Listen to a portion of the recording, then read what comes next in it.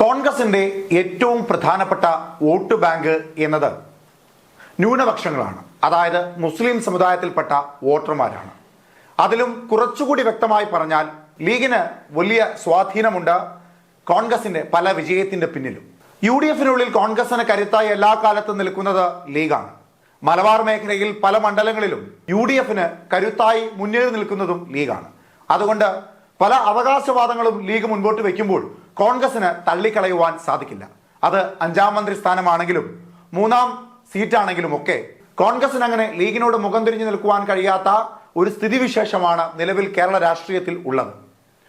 അതുകൊണ്ട് വളരെ നയപരമായും വളരെ തന്ത്രപരമായും മാത്രം ലീഗിനെ കൈകാര്യം ചെയ്യുന്ന ഒരു രീതി കോൺഗ്രസിന്റെ ഭാഗത്ത് നിന്ന് കാലങ്ങളായി കാണുന്നുണ്ട്.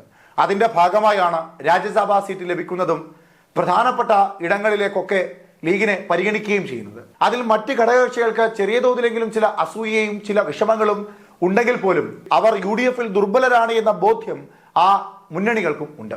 പക്ഷേ ഇവിടെ കോൺഗ്രസിനെ പിടിച്ചു നിർത്തുന്ന ലീഗ്, അല്ലെങ്കിൽ മലബാർ മേഖലകളിൽ തലയുയർത്തി പൊന്നാപുരം കോട്ടകളിൽ പച്ചക്കൊടി പാറിച്ച് തലയുയർത്തി നിൽക്കുന്ന ലീഗിന്റെ പ്രധാന വോട്ടിംഗ് ബാങ്കുകൾ എന്ന് പറയുന്നത് സമസ്തയാണ്. സമസ്തയോടൊപ്പം SKSSF. എന്നാൽ സമസ്തയുമായുള്ള ഒരു അകൽച്ച കഴിഞ്ഞ ലോക്സഭാ തെരഞ്ഞെടുപ്പിൽ കാര്യമായ രീതിയിൽ ചർച്ചയായിരുന്നതാണ്. ആ സമയങ്ങളിൽ ഇടതുപക്ഷം കൃത്യമായ രീതിയിൽ സമസ്തയെ തങ്ങളോടൊപ്പം ചേർത്ത് നിർത്തുവാനുള്ള എല്ലാ തന്ത്രപരമായ നീക്കങ്ങളും മുൻപോട്ട് വെക്കുകയും ചെയ്തു. KS ഹംസയെ LDF സ്ഥാനാർത്ഥിയായി പൊന്നാനിയിൽ മത്സരിപ്പിച്ചത് സമസ്തയാണ് എന്ന വാർത്തകൾ വരെ പരക്കുകയും ചെയ്തു. ഒപ്പം ടീം സമസ്ത എന്ന പേരിൽ KS ഹംസയെ വിജയിപ്പിക്കുവാൻ വേണ്ട എല്ലാ തന്ത്രപരമായ നീക്കവും സമസ്ത വിഭാഗത്തിൽ നിന്ന് ഇടതുപക്ഷത്തിന് അനുകൂലമായി ഉണ്ടായിരുന്നു എന്ന വാർത്തയും കാര്യമായ രീതിയിൽ പ്രചരിച്ചിരുന്നു. അതിനെ ആക്കം കൂട്ടുന്ന തരത്തിലേക്കുള്ള പല സംഭവ വികാസങ്ങളും കേരള രാഷ്ട്രീയത്തിൽ അരങ്ങുവാഴുകയും ചെയ്തു.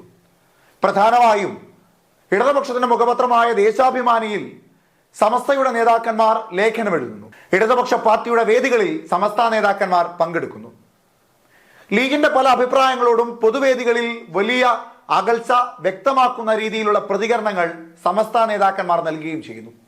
അങ്ങനെ ലോക്സഭാ തെരഞ്ഞെടുപ്പിൽ പൊന്നാനിയിലും മലപ്പുറത്തുമൊക്കെ വലിയ പരിഭ്രാന്തിയിലായിരുന്നു ലീഗ് മത്സരിച്ചതെങ്കിൽ പോലും 2024 ലോക്സഭാ തെരഞ്ഞെടുപ്പിൽ 18 മണ്ഡലങ്ങളിൽ UDF വിജയിച്ചതിൽ പൊന്നാനിയും മലപ്പുറവും മൃഗീയ ഭൂരിപക്ഷത്തോടു കൂടിയാണ് വിജയിച്ചത് എന്നത് ലീഗിന് ആശ്വാസം പകരുന്ന ഒന്ന് തന്നെയാണ്.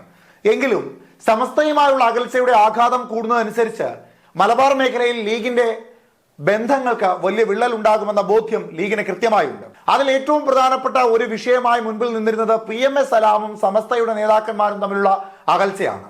പല മാധ്യമങ്ങൾക്ക് മുമ്പിലും PMS സലാം സമസ്തക്കെതിരായി രൂക്ഷമായ ഭാഷയിൽ പ്രതികരിക്കുകയുണ്ടായി. ഇപ്പോൾ അത്തരത്തിൽ വലിയൊരു പ്രതികരണം മാധ്യമങ്ങൾക്ക് മുമ്പിൽ SKSSFനെതിരായും PMS സലാം നടത്തിയത് ലീഗിന് വലിയ ദോഷമാണ് ചെയ്യുവാൻ പോകുന്നത്. സമസ്തയെ പോലെ തന്നെ SKSSFനും ലീഗിന്റെ വോട്ട് ബാങ്കിൽ കൃത്യമായ കൈയുണ്ട്. അങ്ങനെ ലീഗിന്റെ ശക്തി കേന്ദ്രമായി നിൽക്കുന്ന SKSSFന്റെ നേതാക്കന്മാരെയാണ് PMS സലാം വാക്കുകളിലൂടെ വേദനിപ്പിച്ചിരിക്കുന്നത്. അങ്ങനെ വേദനിപ്പിച്ചാൽ തീർച്ചയായും ലീഗിന് അത് തിരിച്ചടിയായി മാറുമെന്ന താക്കീതാണ് ഇപ്പോൾ SKSSF നൽകുന്നത്. അത് ലീഗിനെതിരായി അല്ലെങ്കിൽ പോലും PMS സലാം എന്ന ലീഗിന്റെ സെക്രട്ടറിക്കെതിരായി രൂക്ഷമായ ഭാഷയിൽ താക്കീത് നൽകുമ്പോൾ അത് ലീഗിനെയും കാര്യമായ രീതിയിൽ ബാധിക്കുമെന്ന് നിസ്സംശയം പറയുവാൻ സാധിക്കും. അതുകൊണ്ട് PMS സലാമിനെ നിയന്ത്രിക്കുവാൻ പാർട്ടി നേതൃത്വം തയ്യാറെടുക്കണമെന്നാണ് SKSSF ലീഗിനെ അറിയിക്കുന്നത്. സുന്നി ആദർശത്തെ അംഗീകരിക്കുന്നവരാണ് മുസ്ലിം ലീഗിലെ മഹാഭൂരിപക്ഷം പ്രവർത്തകരും. അവരുടെ വികാരത്തെ വ്രണപ്പെടുത്തുന്ന നീക്കങ്ങൾ ഒരിക്കലും അംഗീകരിക്കുകയില്ല എന്നും SKSSF പറയുന്നുണ്ട്. അതായത് ലീഗിന്റെ ബഹുഭൂരിപക്ഷം വരുന്ന നേതൃത്വത്തോട് SKSSFന് യാതൊരു തരത്തിലുള്ള അകൽച്ചയുമില്ല. എന്നാൽ ലീഗിന്റെ ശബ്ദമായി മാധ്യമങ്ങൾക്ക് മുമ്പിൽ മുഴങ്ങി നിൽക്കുന്ന PMS സലാമിന്റെ വാക്കുകളെ കടിഞ്ഞാണിട്ട് നിർത്തേണ്ടത് ലീഗിന്റെ ഉത്തരവാദിത്തമാണ്. അത്തരത്തിൽ PMS സലാമിനെ നിയന്ത്രിച്ചില്ല എങ്കിൽ കാലങ്ങളായി പൊന്നാപുരം കോട്ടയിൽ വോട്ട് ബാങ്കായി നിൽക്കുന്ന SKSSFന്റെ നേതാക്കന്മാർ ചില കടുത്ത തീരുമാനങ്ങൾ എടുക്കും. മാധ്യമങ്ങൾക്ക് മുമ്പിൽ സമസ്തയുടെ നേതാക്കന്മാരെ ആക്ഷേപിക്കുന്നത് പോലെ അല്ലെങ്കിൽ സമസ്തയുടെ നേതാക്കന്മാർക്കെതിരെ ശബ്ദമുയർത്തുന്നത് പോലെ SKSSFന്റെ നേതാക്കന്മാർക്കെതിരെയും SKSSFന്റെ നയങ്ങൾക്കെതിരെയും PMS സലാം ശബ്ദമുയർത്തിയാൽ അത് ലീഗിന് തന്നെ തിരിച്ചടിയായി മാറുമെന്ന ശക്തമായ താക്കീത് SKSSF ലീഗിന് നൽകുമ്പോൾ കൃത്യമായ രീതിയിൽ അതിൽ ഇടപെടേണ്ടത് ലീഗിന്റെ ആവശ്യകതയാണ്. ഒരുപക്ഷെ PMS സലാമിനെ വരെ മാറ്റി നിർത്തുവാനുള്ള തീരുമാനത്തിലേക്ക് ലീഗ് എത്തുവാനുള്ള സാധ്യതയും ഉണ്ട്. നേരത്തെ PMS സലാം സമസ്തയുടെ അധ്യക്ഷനെയും SKSSF സംസ്ഥാന പ്രസിഡന്റിനെയും മാധ്യമങ്ങളിലൂടെ പരിഹസിച്ചിരുന്നു. അന്ന് പരാതി നൽകിയെങ്കിലും പരിഹാരമുണ്ടായില്ല. അതുകൊണ്ട് തന്നെ PM എ സലാമിനെ പോലെയുള്ള ഇത്തരക്കാരെ കടിഞ്ഞാനിട്ടില്ല എങ്കിൽ വലിയ പ്രത്യാഘാതം ഉണ്ടാകുമെന്ന് SKSSF വിമർശിക്കുകയാണ്. ഈ വിമർശനങ്ങളിൽ ഭയക്കേണ്ടത് ലീഗ് തന്നെയാണ്. കാരണം മലബാർ മേഖലയിൽ ലീഗിനെ താങ്ങി നിർത്തുന്ന SKSSFിന്റെ നേതാക്കന്മാർക്കെതിരെയാണ് PM എ സലാം സംസാരിച്ചിരിക്കുന്നത്. PM എ സലാമിനെ മാറ്റി അവിടേക്ക് ലീഗിന്റെ മറ്റൊരു പ്രധാനപ്പെട്ട നേതാവിനെ സെക്രട്ടറി സ്ഥാനത്തേക്ക് കൊണ്ടുവരേണ്ടത് ഇപ്പോൾ ലീഗിന്റെ ആവശ്യകതയായി മാറുകയാണ്. അത് സമസ്തയോടുള്ള ലീഗിന്റെ അകൽച്ചയ്ക്കും അല്ലെങ്കിൽ SKSSFിനോടുള്ള ലീഗിന്റെ അകൽച്ചയ്ക്കും പ്രധാന ഘടകം തന്നെയാണ്.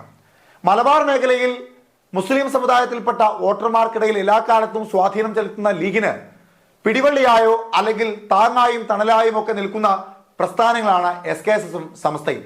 അവരെ പിണക്കി നിർത്തിക്കൊണ്ട് മലബാർ മേഖലയിലെ ലോക്സഭാ തെരഞ്ഞെടുപ്പിൽ മാത്രമല്ല നിയമസഭാ തെരഞ്ഞെടുപ്പുകളിലും തദ്ദേശ സ്വയംഭരണ തെരഞ്ഞെടുപ്പുകളിലും സംസ്ഥാനത്തെ മറ്റ് ലീഗിന്റെ ശക്തി കേന്ദ്രങ്ങളിലും SKSSFിനും സമസ്തയ്ക്കും പിടിപാടുള്ള ഇടങ്ങളിലുമെല്ലാം ലീഗിന് വലിയ തിരിച്ചടി നൽകുവാനുള്ള തയ്യാറെടുപ്പ് SKSSF എടുത്താൽ അത് ലീഗ് എന്ന പാർട്ടിക്ക് തന്നെ വലിയ പ്രത്യാഘാതമായി മാറും. അതുകൊണ്ട് സൂക്ഷിച്ചു വേണം സമസ്തയോടും SKSSFിനോടും ഒക്കെ ലീഗിന്റെ നേതാക്കന്മാർ പല മറുപടിയും പറയുന്നത് അല്ലെങ്കിൽ അവർക്കെതിരെ മാധ്യമങ്ങൾക്ക് മുമ്പിൽ പറയുന്നത് എന്ന ശക്തമായ താക്കീത് തുറന്നടിക്കുകയാണ് SKSSF.